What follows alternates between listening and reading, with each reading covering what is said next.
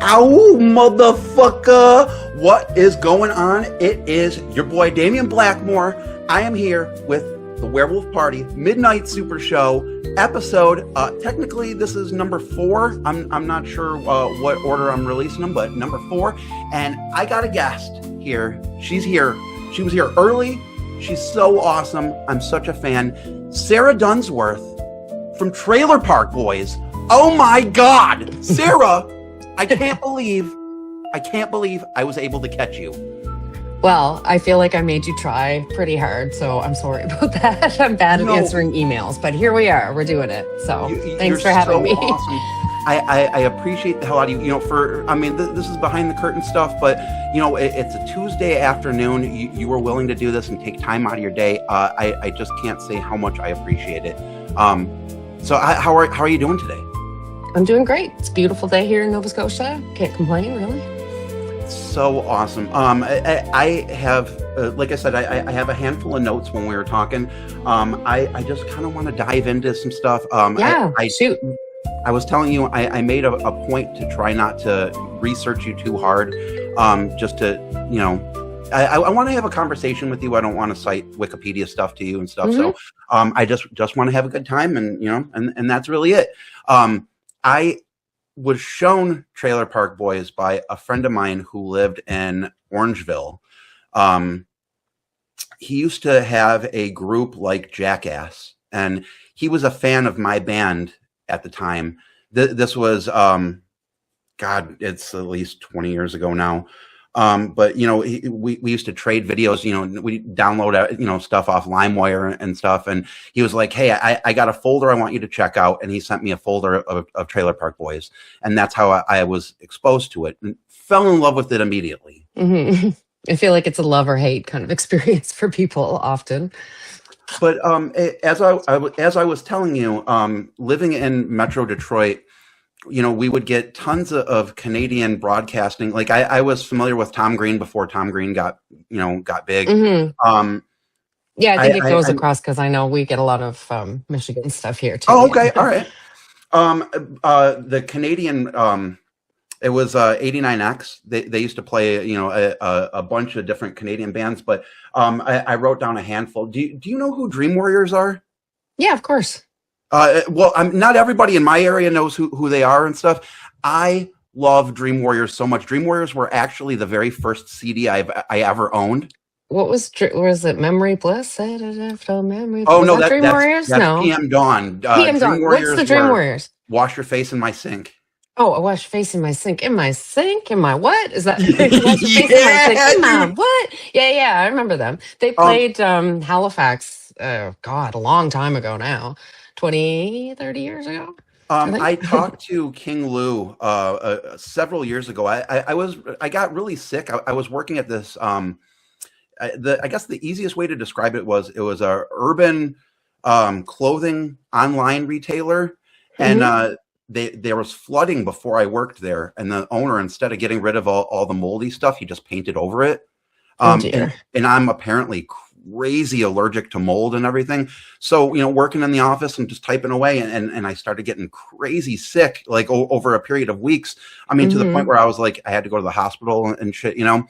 And I ended up, you know, fucking around online, and I saw Dream Warriors, and the little green light was on there, and I was like, oh shit, you know, and I messaged them in conversation, just started talking, and the King Lou sent me like this huge box of they had a comic book and a couple unreleased or like 45 vinyl and just, but one of the coolest people in the entire world. And then also just about them really quick. I used to have there's no bad thing about saying this now and stuff, but I used to have this routine that I would do coming over the border. You know, there was the tunnel going from Detroit to Windsor.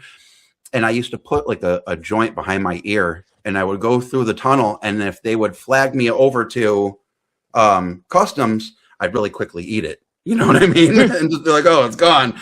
But if they would let me through, then I would have a joint for whatever I would do, and I would go over there to buy like the imports, because if you got to import CD or tape or something, it would be like $20-$30 more, you know, and you just drive over the border and pick it up. But love Dream Warriors, love Astero, love Sloan, Kitty, Billy Talent, fucking just like Canadian music is so awesome. Love Canadian music. Yeah, some of it is. Sloane's from here. Sloane's from Nova Scotia. I saw that. I fucking love Sloan so much. And whenever I bring up Sloan to any of my friends, they're just like, no idea who that is. And it's like, it's crazy, you know? I wanted to, it's on my notes. I wanted to, like I said, I wanted to talk Nova Scotia with you. I've been fascinated with Nova Scotia since I was in high school. There was a UFO crash there. Do you know what I'm talking about? I live in Shelburne. Okay. This won't mean anything to you, but Okay. the UFO crash happened in Shag Harbor, I believe. It did. It's just right there. There's the UFO museum, 30 minutes from our house. And Canadians, we measure things in time. Yeah, we not do distance. Yeah. So about half an hour from here, there's a museum, which I haven't been to yet, but they have a festival. Now, I wish Ben was here, my husband, because he knows the story of what happened, and he can do it in the accent and everything. Yeah, it's amazing. But it was two guys in a rowboat, I think, saw the UFO crash, and there's a big story attached to it. I was just explaining to my wife while we were having breakfast about what a USO is, the underwater submersible object, or unidentified submersible object. But do you know exactly what happened with the crash? No. So everybody was watching this object in the water and, just studying it, and it moves a little bit and then it stops, and then it moves a little bit again and then it stops. But another object from way far away came over to it, butted up against it, flashed a couple lights, and then they both drove off together underwater. Like, so it came and like, its buddy came and fixed it. But I mean, it's one of the craziest UFO things. And I've been into UFOs since I was, single digit age. But yeah, Nova Scotia. I feel like the guy who saw it was still alive. I feel that he's still around and alive. Is he not? I'll ask Ben and I'll tell you. I'll send you an email because I know Ben knows the story. It's like that local story. Awesome. And, the explanation is it's two drunk guys in a rowboat, right? But I mean, I've always wanted to take a trip there. I was actually talking to my aunt, and she was asking me. She was like, "Is there anywhere that you've ever wanted to go that you haven't gone before?" And I was like, "Nova Scotia," and she was like, "Why Nova Scotia?" And I was like, "UFO crash." You know what I mean? Like, so yeah. Don't get your hopes too high. It's a tiny, tiny, tiny museum, and there's not much to it. The odds of me making it into Canada and going to Nova Scotia now are pretty low. So I was asking you, what is Nova Scotia actually like? I mean, I've never been. Like in terms of beauty, it's the landscape here is just phenomenal. I mean, really? Oh yeah, it's an absolutely stunning place. I mean, I'm looking out my window right now, and I just live in a small town in Nova Scotia, and I've got a couple acres of just like old forest. There's a bunch of trees, and there's a river going down that flows into the ocean. I mean, pretty much everywhere in Nova Scotia there's only a few places that you can't get to the ocean within an hour, really. And it's anything from, I mean, you'd be surprised if you've ever seen a beach in Cuba, that long white sand. Well, we have those here. They're just surrounded by pine trees and not resorts. And it's not hot here. It's not as hot here. So people don't vacation in that same way. But our beaches here are amazing. There's actually 3 beaches in this area that have just endless white sand. And it gets really hot here. It's called, I think, the Banana Belt. This is... I've never heard that term before. Well, I mean, it's because it's Nova Scotia. It's where it's hot enough to grow bananas. But so it gets really warm here. But there's never anybody at these beaches. I don't know why, but there isn't. But yeah, it's a gorgeous place here. Big city. Halifax is amazing. Anything you could possibly want there. Specifically, I'm not sure. You brought up smoking earlier. Is the marijuana legal where you're at? Oh yeah. How long has it been legal in Canada I think since around 2016. Okay. Around 2016. Yeah, and it actually it got taken over by the NSLC, which we call the LC. Okay. Yes. If you ever hear that on Trailer Park, the LC. And you buy it there. It's got like a separate section, cannabis, and you go buy it there. You can get it online too. I'm pretty sure that's legal to buy it online, but Okay. there's a bunch of dispensaries, and they're actually Nova Scotia right now. I can tell you specific to here, the First Nations bands, the Indigenous bands, are claiming their treaty rights, which is the Indian Act, Okay. which is what it's called. And so, under the Canadian Indian Act, people are allowed to sell. I can't quote it exactly, but you're allowed to sell the spoils of their land. And so that's why we have separate laws for Indigenous fishers, and there's different laws for hunting and stuff. And so they're claiming their own laws for weed. And so there's truck stops is what they're called. So we have truck stops all over. Now it started on the reserves, which we have a bunch just in and around, mostly rurally in Nova Scotia, but there's one close to Dartmouth. And they would have like little drive-throughs or like just little trailer shacks that you go to. But now they're all over the place. There was one in downtown Dartmouth, which is the big city. And I think Ben told me there's one in downtown Halifax. Now they do get busted Okay. because the RCMP doesn't like it. But it feels to me like what they really don't like is when they're selling the illegal smokes. So Okay. I don't know what your guys' smoke situation is there, but they're like $20 a pack here. So nobody smokes cigarettes. Everybody buys them off the reserve. I Oh. don't quite know the story of the reserve smokes, where they come from. They must be somebody packing them, because you can buy tobacco in bulk and pack your own. But yeah, so you go and you can buy a carton, I think of 10, I think for $50. I don't know, $5 each anyway. So it's way cheaper than buying the government ones. So the government does not like that. So they bust the people who have the smokes. I've been noticing that. There, Same as like bootleggers. there was a, Anyway. a wrestler. I mean, it's really not really important to the story, but he was involved in some kind of mob smuggling of cigarettes across the border Who? out west. He's an old wrestler. I want to say his name was Dino Bravo. Don't know. But yeah, smuggling cigarettes, weird. Well, big business, I think. But I quit this smoking is a cigarettes different a thing. nice These would long time be, ago. So oof. yeah, same. Same. But yeah, we were just talking about weed and the reserve. So that's sort of the state of things here. They don't, you can grow your own, and people don't care. Like, you can smoke out and about. You can't smoke and drive. Like, it's basically the same as alcohol. Hang on. Oh, there we go. Okay. All right. Lost you for a second. I have a bad feeling we're going to end up having to deal with some weird connectivity issues. So I apologize if It's okay. we dip out. Do you need for to restart or something? No, it says that we're rocking, so we're going Okay. to keep on going, rock until the wheels fall off. Are you an indica? Are you a sativa girl? What do you like? Sativa. I smoke for my brain, and I find I don't want to be such a nerd. And Ben will roll his eyes at me if he looks at this, but I go more for the terpenes than the Okay. sativa indica, because I try and really hone in on stuff that makes me more productive. And so I find like a sativa with a lot of myrcene in it is good for that. I don't know how to say them properly. That's all good. Cariphyllene, I think you call it. That one makes me a bit anxious. So even if that's in an indica makes me anxious. People say, "Oh, you have to smoke indica if you're." No, it's not. It's specific to the terps and the person that you are. So my husband and I quit drinking alcohol, I think 4 years ago now. And Whoa. he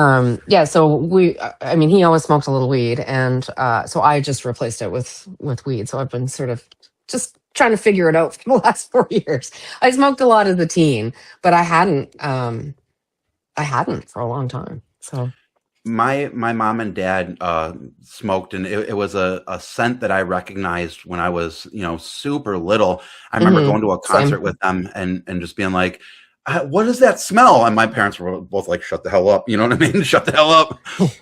My mom and dad kept their weed in, film canisters. So they were like little black ones with gray What? lids.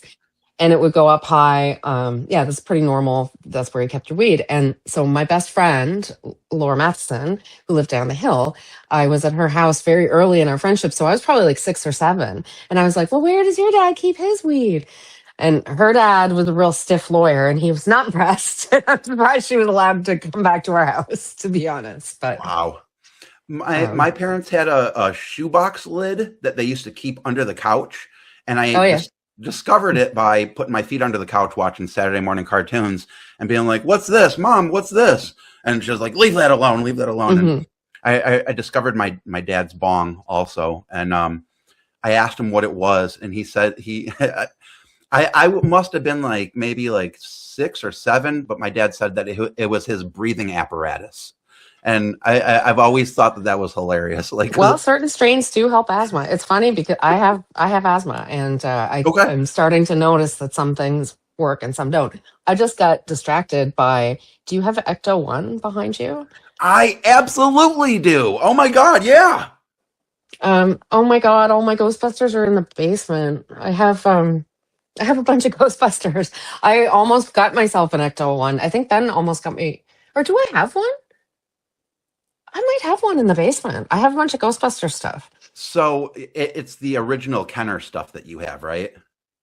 I'm the stuff that came back in the day, right? The Ghostbusters that I have aren't like, they're just, I picked them up here and there at yard sales, so they're not like. But do you remember the real Ghostbusters ones that their heads would pop up and they'd have like brains in them? Yeah, so there's a couple of those, and they're all from the cartoon or my figurines. But no, Ben did get me an Ecto, and it's in the basement, but I would have to look at it to see what it is. And I have a Slimer. And I have a Stay Puft Marshmallow Man, but I would like to have about 100 Stay Puft Marshmallow Man. It's my dream collection, but I never see them anywhere. They're hard to find. The toy company Kenner, they released, they call it Kenner Classics, and they released the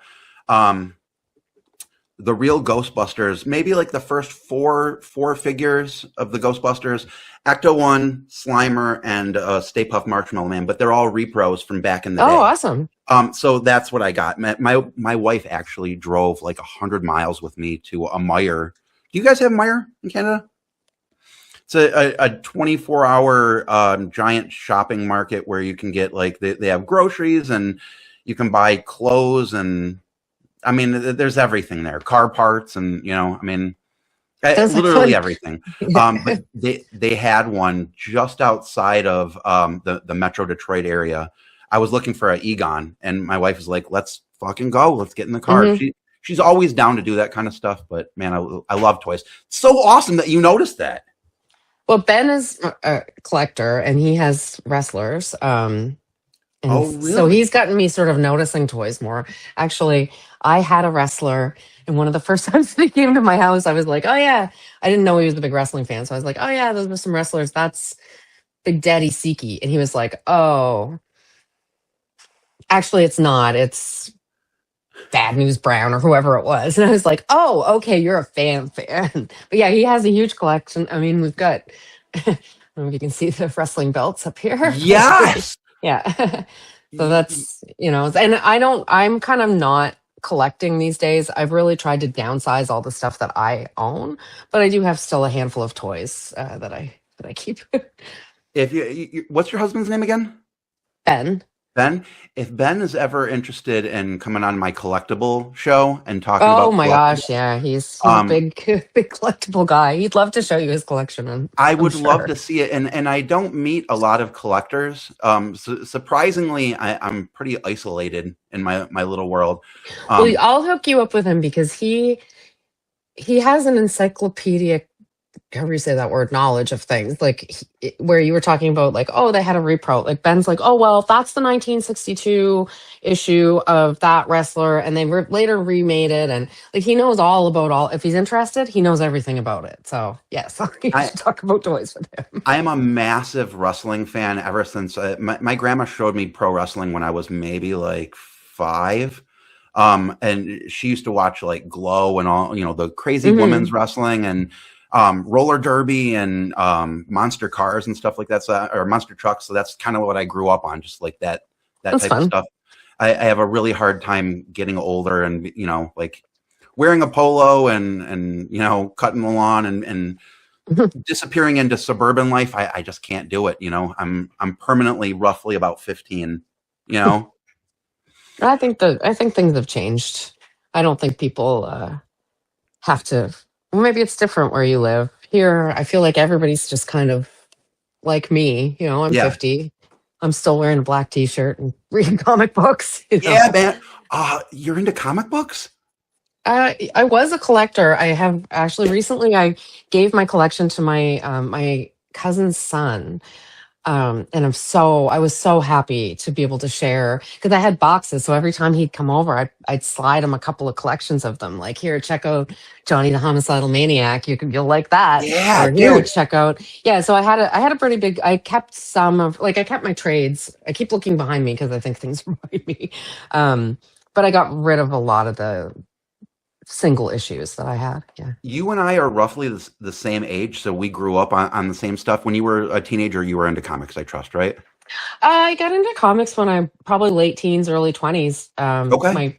My BFF Lydia got me really into Love and Rockets. And Oh, then I was working on a Harlequin romance in Dartmouth, probably late 90s, and it was pouring rain, and there was a comic book store on Portland Street that we're around the corner from Portland on Alderney.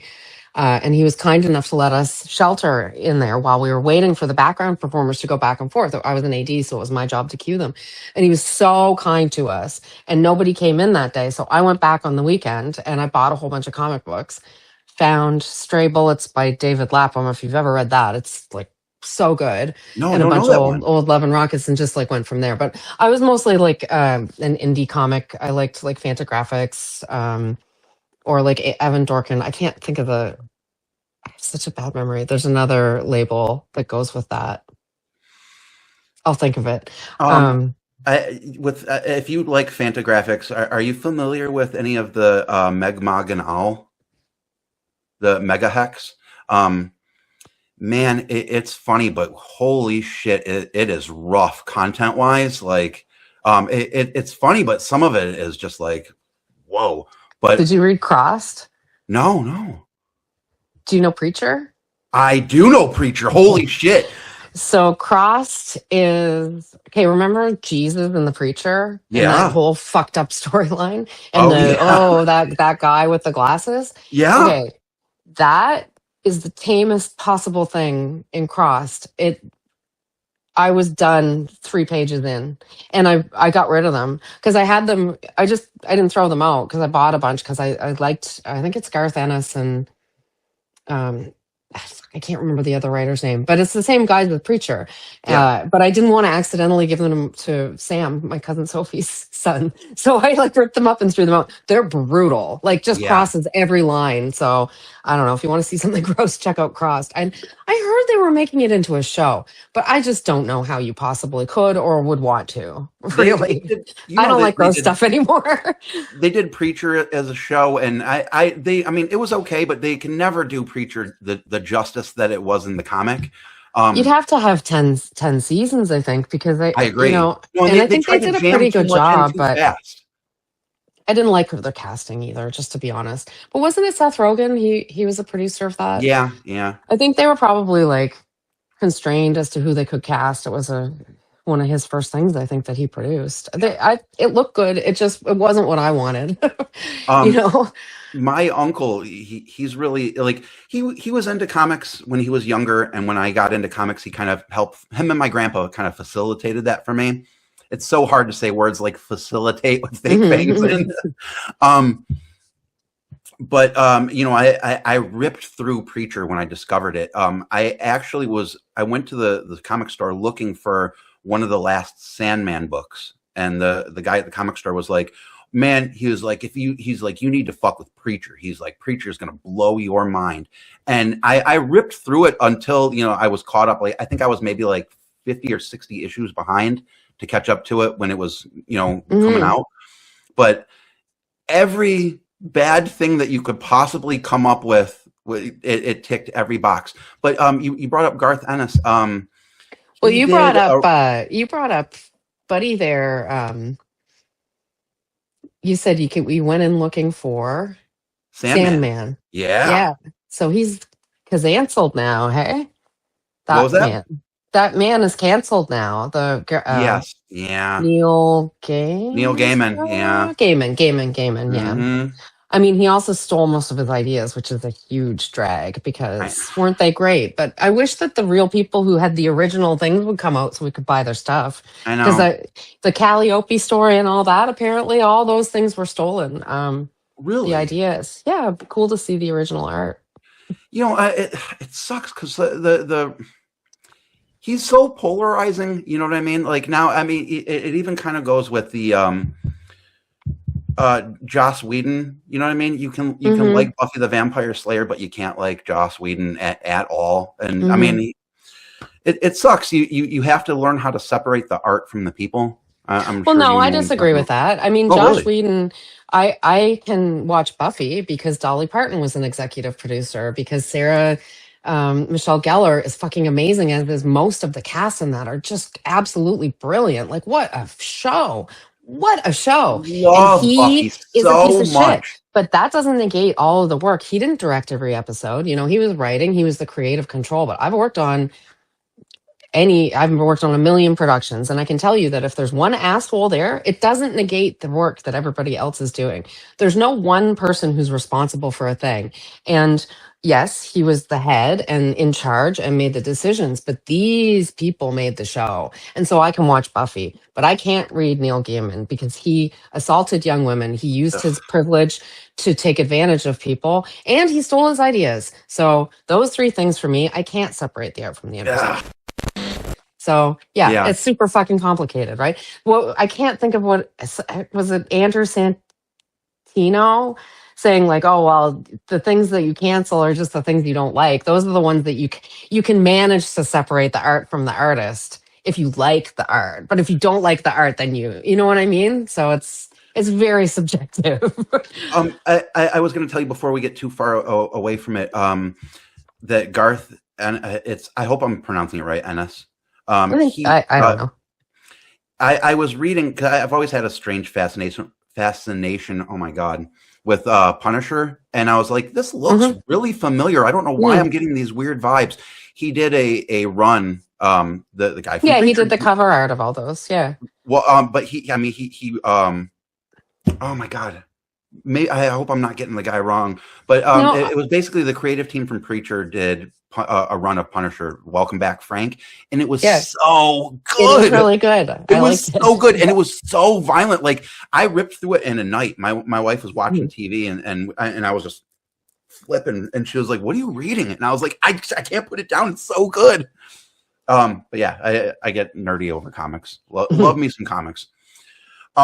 I would love to talk with you about some Trailer Park Boy stuff. Is that cool? And I want to talk on your dad. I want to talk about your dad a little bit. But I kind of want to talk about before we get into that, your industry work, because I don't know a lot about that. I only know a little bit about it. So basically, how did you get into the industry?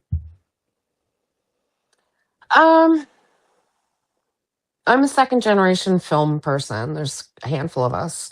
There's actually a handful of third generation film people in Nova Scotia, which I love because it means it's our kids. So I was born into it. There wasn't much of an industry here until the 80s. My dad, John Dunsworth, was instrumental in making the film industry grow. He had a casting agency called Filmworks Casting Agency, and because we had a local casting company, that made it possible for a film to come to Nova Scotia and for people to cast locally, which you have to do. We have a really good tax credit here in Nova Scotia. So we had, then a bunch of people, we have really skilled people who learned. We had big projects here, like the Titanic shot a lot of stuff in studio here. I actually worked on that as a background performer's caster, weirdly enough. And whoa, really? Yeah, we've had huge things shoot here. The Scarlet Letter actually shot here in Shelburne. That was a big, anyway, why am I going on about that? I was just born into it. I worked at Dad's casting agency when I was a teenager. I didn't fit in at high school, and so I left to work and started there working at Filmworks. And then I got actually hired by The assistant director is working on a short film called Nan's Taxi. Nan's Okay. Taxi was Mike Clattenburg and Jonathan Torrance's first project, I believe, together that they made independently of Street Sense that they worked together on.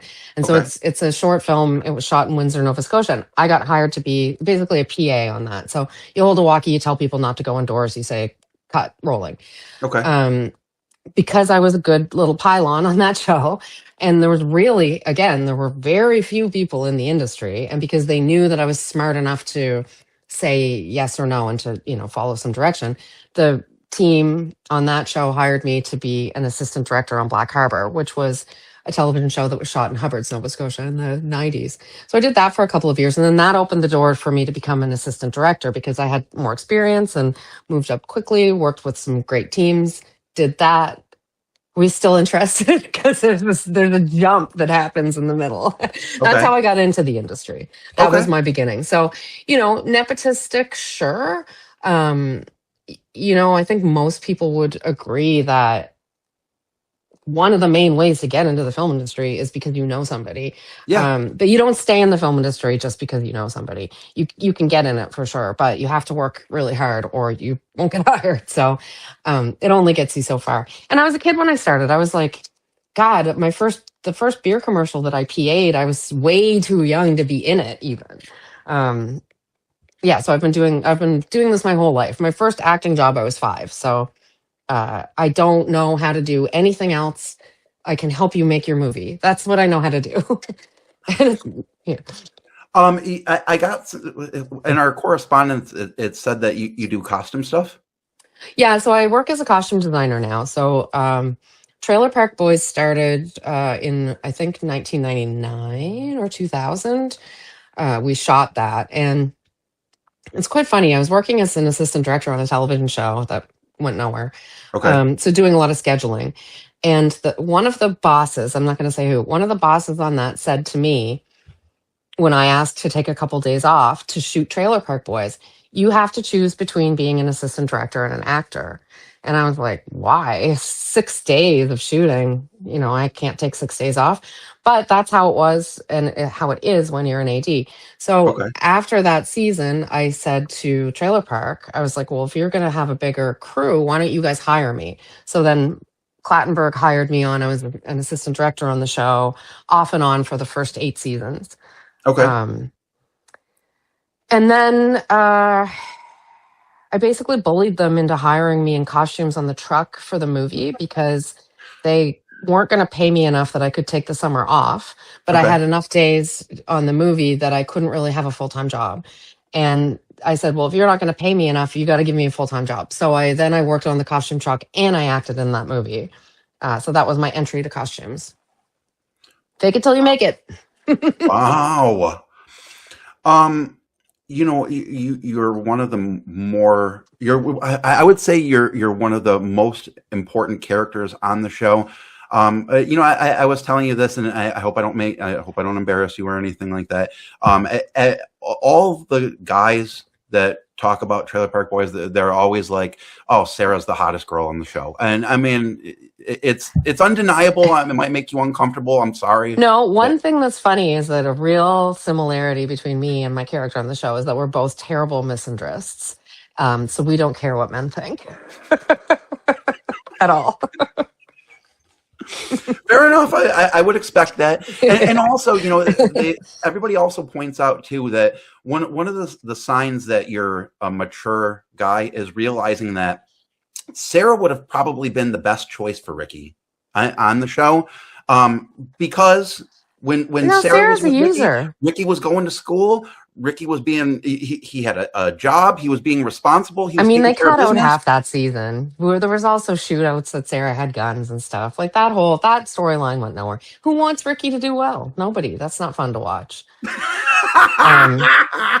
And I think, it's interesting because people want there to be a good guy character in the show, but there's not. Sarah is straight up a user. Where's her job? She has no job. Her fatal flaw is that she fell in love with a couple of losers who were in love with each other. And instead of going and getting her own life, she just continually mooches off these people and lives with them and tries to be the boss of them. For how long have we been doing this? 25 years. Am I And she's still wrong? there in season 13. She's still there. She was with just about everybody on the show at some point in a No, relate. Am that's I not the wrong about case. I that? know everybody loves to talk about the trailer park sluts, but Sarah dated Ricky at one point, Yes. and then she ran Corey and Trevor, so whatever that relationship was, and then she dated Jacob. She That's it. wasn't Sarah talking to J Rock in one of the movies. Am Oh I yeah, wrong with that? Sarah dated J Rock. I forgot about that. Okay. All right. Um, Over I 25 years. Over 25 years. what was that? Over the course of 25 years. Yeah, yeah, fair enough. No, it's all good. In my neighborhood, we have trailer parks, but they are like scary. Like we have one that's maybe like 4 blocks away Damian, from where I live, and everybody has always, ever since I was, old enough to ride a bike, they've always been like, stay away from the heroin trailer park. You but know have what I you mean? watched Trailer Park Boys? Yeah, absolutely. I mean, but It's set are they in like and how? based on trailer parks in Nova Scotia. And if you ever look at like Reddit or anything, it's all I know Ricky, I know a Ricky. Everybody knows a Ricky. It's 100%. It's accurate to life. It's all of the weird shit smushed into one show. It's everything happens in one day. You spread a day in the trailer park out over the course of 3 years, and that's real life here, right? But yeah, I mean, um, it was based on Mike Clattenburg's real experiences, and I believe Corey Bowles' real experience as well, because he really? grew up in the trailer park that we shot in. Oh, really? I never heard Seasons that before. seasons 9 to 12. Yeah, we shot in the Bible Hill Trailer Park, and I was friends with Corey when he lived there. Actually, Um, it's a small province. I Excuse me. had a friend that was like, my uncle sells weed, and then I went over there and bought weed for a while, and then he was just like, hey, you might be into some pills, and but I mean, and then hey, you want a gun, and I mean, it literally was like that, like when I was Hmm. younger and stuff. Hearing Well, that it's I've like that experienced a everywhere. ton of trailer parks. So we shot in a different park for the first couple of seasons. If I probably can't remember them. Sackville was the first, which is a relatively small town on the outskirts of Halifax, which is our main Okay. city in Nova Scotia. We weren't allowed back in the first couple of parks because they were small. And when you shoot in a trailer park, you're in everybody's business. You're in their backyard. If I yell, you can hear it. It's disturbing everybody. So Okay. even though we were a small crew in the beginning, the parks were quite small, and nobody knew who we were, and they didn't want us shooting off guns, whether they were real or not. Right. After season 4, I think we became too big to shoot in real trailer parks. But we went back to a real park for seasons 9 to 12, and we shot in Truro in the Bible Hill Trailer Park. And I got to tell you, I met some of the best people I've ever met there. And the experience is different in each park. Like each park had great things about it. Truro's beautifully maintained. It's right next to a horse farm. There's different kind of areas, like down here might be a little bit more rough, and up here might be a little bit nicer. It's trees Okay. in the backyard. It's beautiful. And I think it's interesting because I think people have a lot of misconceptions about the types of people who are in trailer parks and why they're there. But one of my favorite people that I met, so we had a trailer. We would post up in a trailer for costumes. Okay. And our next door neighbor, we talked to her all the time, and we asked her, like, what's your story? She was a young woman who got pregnant, not planned, who worked her ass off, bought her own trailer, and had so much pride in this place. She is now retired, owned the trailer, put her kid through school, had the most beautifully maintained lot. Like, these are Oh, reasons yeah, that man. people stay. When we have these tiny homes, they're so popular now. What's the difference between tiny homes and trailer parks? Classism, because Yeah. you don't own the land there. And there is people of a transient nature for sure, but there's also like families and just like interesting, eccentric people who Yes. maybe can't afford to own a house, but certainly don't belong living in an apartment building or, in the middle of a city or something. So I have a My lot of love for the people that we've worked with. And I just, I guess I always feel like I want to make it so clear that everything we did was out of respect and love. I mean, there's a lot of teasing. There's a lot of, Sure. aren't we like this? But we're all Nova Scotians at heart. And, all of us have gotten drunk around a bonfire and fallen down and made a fool of ourselves. So, yeah. It's made with love and a love for trailer parks. I don't want to say That's anything awesome. negative about them. Yeah. No, I absolutely love it. My mom and brother and sisters, they lived in a trailer park growing up, and every other weekend go and stay with them and stuff. And but the community, the fact that everybody kind of knew each other, that always kind of blew my mind. Because in my neighborhood, no, none of the neighbors talk with each other. Like, I mean, I see them all the time, but we don't talk. You know what I mean? We're not friendly. It's weird. Bottle kids are real in the trailer park. There were real bottle kids. I actually have reconnected with some of the actual real bottle kids. There's a family, uh, Malachi, Damian, and Anna, and they were three kids that lived next to our costume trailer, and they would rip around the park. They didn't throw bottles in front of us, but I mean, the theme is there. All these kids dipping around on their scooters and stuff. It's fucking awesome. I love it. This is just a weird production thing. I was working on, you said something about working on a show that didn't go anywhere. I was working on a TV show for about 2 years. It was going to be my own production, and it didn't end up working out. Everything fell apart at the last minute. There was a poisonous cast member, and everything just fell apart. You know what I mean? But with the Bottle Kids, I really wanted to do something with sugar glass. And I showed everybody, and I said, "This is what I want to do." And I laid it out, and I had a huge order placed, for a bunch of bottles, so we could do something really impressive. And I never got to do it, and I was so bummed out because I really. Did you buy the bottles? Do you still have them? I don't have them anymore. No. I was going to say those are expensive. Yeah, I know. Like gold, those bottles. A lot of times you save the real ones for the actual throw, and then you might use plastic or glass ones and a pillow to save the glass or the sugar. I had a scene where somebody was literally going to just like start smashing bottles, and I had went. There was beer bottles up until wine bottles, and I had sugar glass wine bottles, and I was looking forward to it so much. But again, I never got to fucking do it, and bummed me out. I would like to ask a handful of things about your dad, and Sure. I told you at the start, like if somebody were to ask me about my dad, I would probably recoil. You know what I mean? I'm used to it. We're fine. Your dad is, I mean, he stole the show more times than not. And again, that's another thing that, like, I'm not saying that. I mean, that is my opinion, but everybody else thinks so too. Leahy,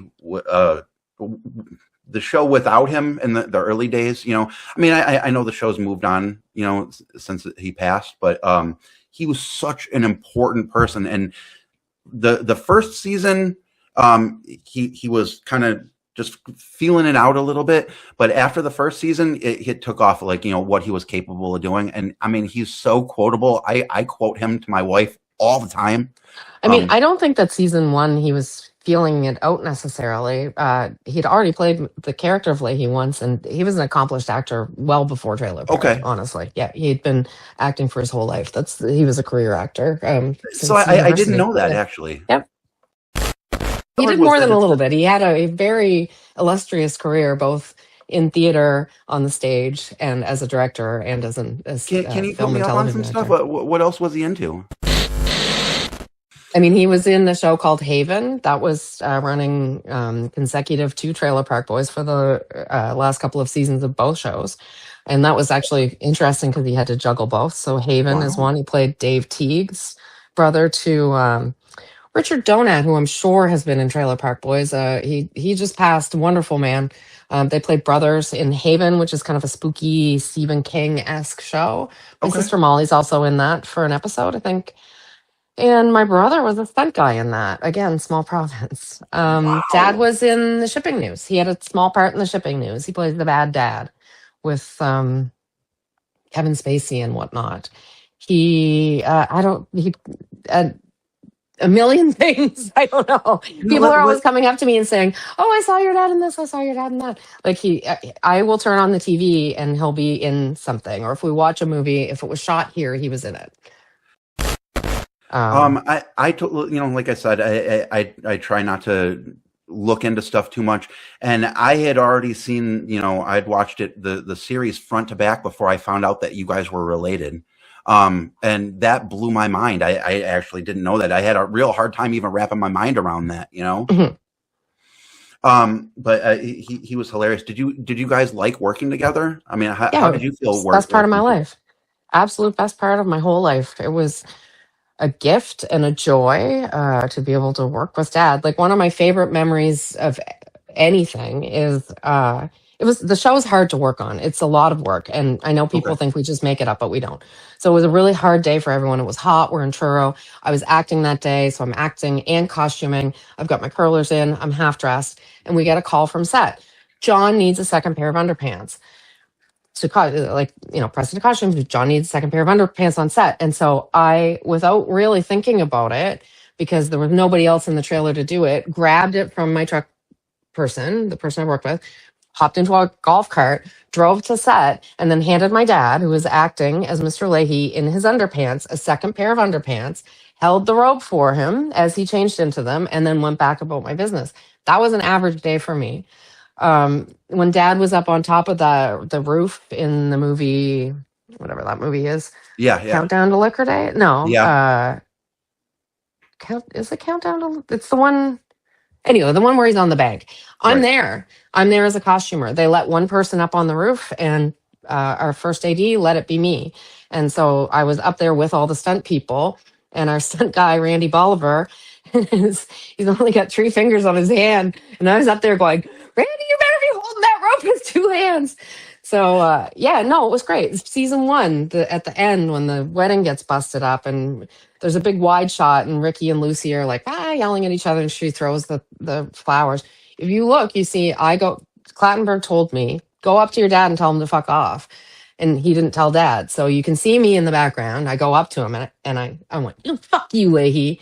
And the look on his face was like, it was like delight. And then Mr. Leahy. But there was 1 second of delight. You know what I mean? Like, just, I don't know. It was great. And then if there was ever any issues at work, I could talk about it with Dad. It was just, yeah, it was absolutely the best part of Trailer Park Boys.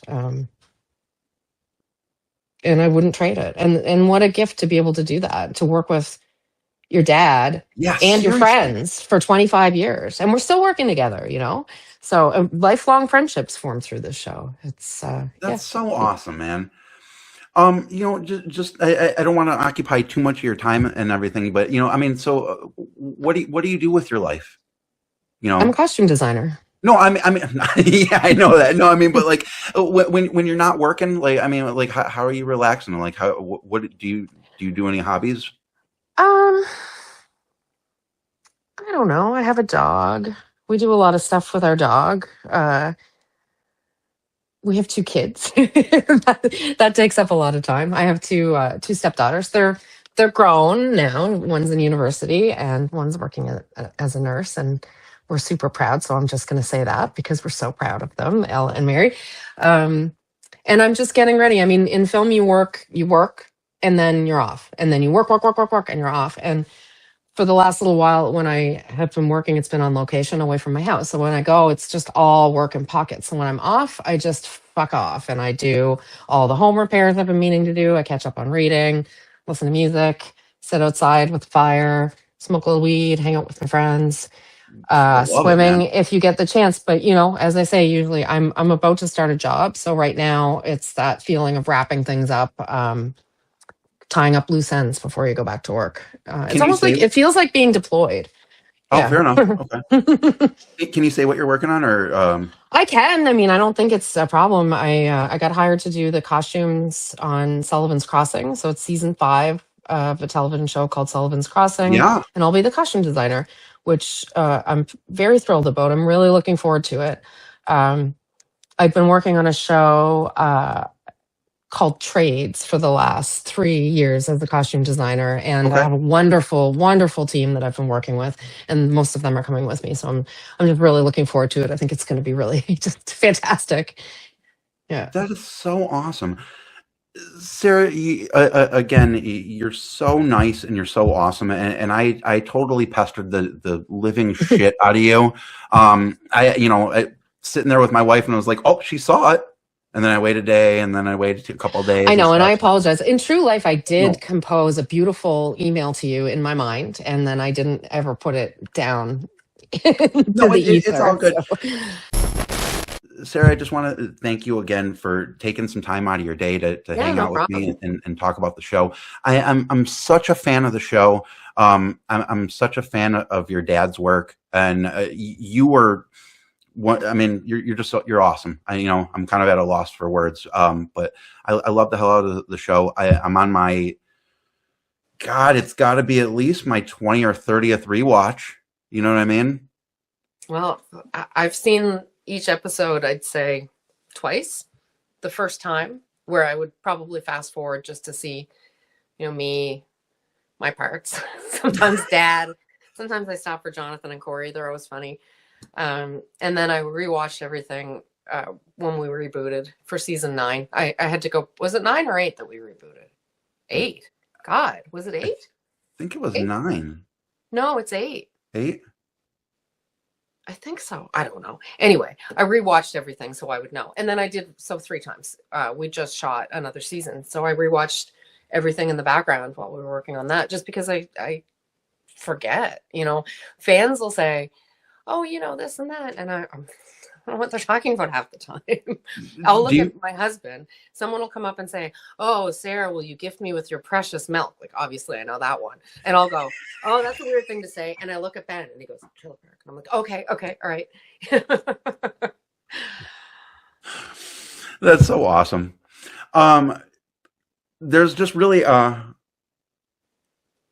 have to bug you for a promo pic. That's really the only other thing that I need from you. But that's pretty much the end of the show. I don't really have an ending. I don't really have an intro. I don't have anything. We just show up and we do the show, and then that's really it. But again, if people wanted to follow you, if people wanted to bug you on you're don't bother. I know you're.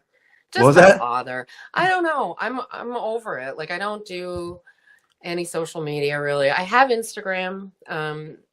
I was really enjoying looking. I worked on the show with the trades. I mentioned it. If you haven't seen it, check it out. It's on Crave. It's really funny. It was Rob Wells from Trailer Park who plays Ricky. It's his show. But the cast also, the supporting cast, like Anastasia Phillips, one of the funniest actors I've ever worked with. Like the ensemble cast is just a who's who of Canadian talent. And so I was using, I know I trail off into other stories, but I was using Instagram just to look at the clips of that because I thought they were great. And other than that, I just like everything's an ad, and then I was kind of like in TikTok, but then like what is happening on there? People are going like, oh, I'm gonna make a little video, and then they go, okay, hey guys, how's it go? Like that makes me want to die. Thinking I know, doing that myself makes me, and thinking about other people doing that makes me cringe. Like I like to see famous people making videos like RuPaul. He's perfect, but don't bother following me because I don't do anything on social media because I'm not making content because I don't care.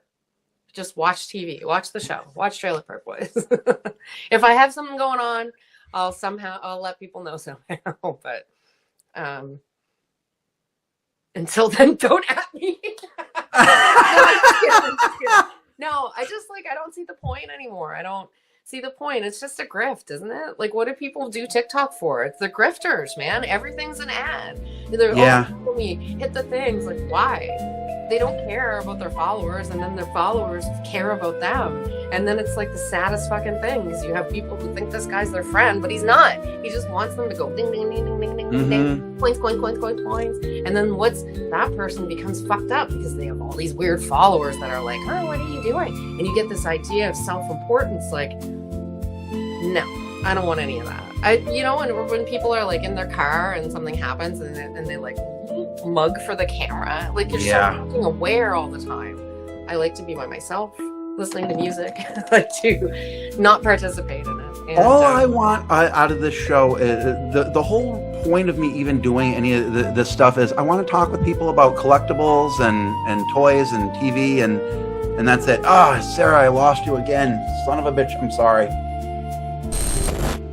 There we go. Sarah, I apologize about that. I'm sorry, technical issues. No problem. That's pretty much the end of the show. I really appreciate, just got to say it one more time, I really appreciate the hell out of you being a guest, taking time out of your day to hang out with me. Thank you so much. You're so awesome. I'm such a fan of the show. I'm such a fan of your work and of your dad. And you're just extremely kind with your time. So thank you, Sarah. Yeah, no problem. Nice to meet you. Nice to meet you too. Take care, okay? All right. Have a good one. Bye.